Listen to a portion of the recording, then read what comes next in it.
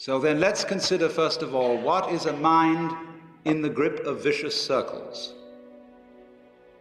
Well, one of the most obvious instances that we all know is the phenomenon of worry.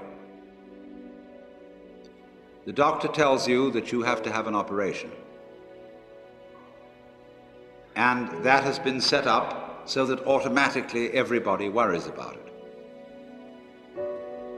But since worrying takes away your appetite and your sleep, it's not good for you. But you can't stop worrying, and therefore you get additionally worried that you are worrying.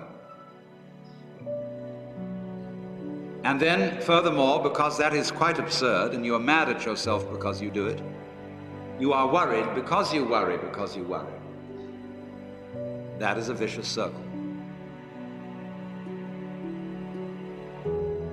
So now, can you allow your mind to be quiet?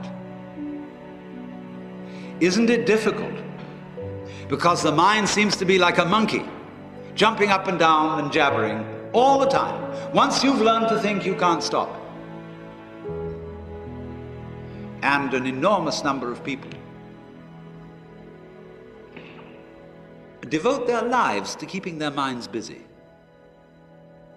and feel extremely uncomfortable with silence. When you're alone, nobody's saying anything, there's nothing to do. There's this worry, this lack of distraction. I'm left alone with myself, and I want to get away from myself. I'm always wanting to get away from myself. That's why I go to the movies, that's why I read mystery stories, that's why I go after girls or anything that you do, or get drunk or whatever. I don't want to be with myself. I feel queer. So, well, why do you want to run away from yourself? What's so bad about it? Why do you want to forget this? Why do you want to become yourself? Because you are addicted to thoughts. This is a drug, a real dangerous one. Compulsive thinking, going on and on and on and on and on all the time. It's a habit. So there's a difficulty about stopping that activity. And you really have to stop it if you want to be sane. Because if I talk all the time, I don't hear what anyone else has to say.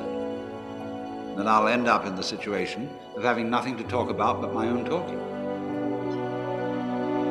Or so in exactly the same way, if I think all the time, I won't have anything to think about except thoughts. So in order to have something to think about, there are times when you simply must stop thinking.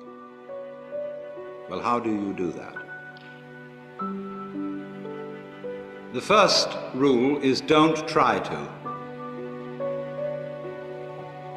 Because if you do, you will be like someone trying to make rough water smooth with a flat iron. And all that will do will stir it up.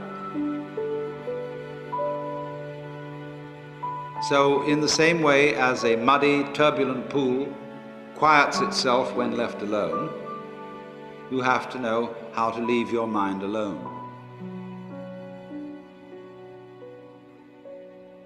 It will quiet itself.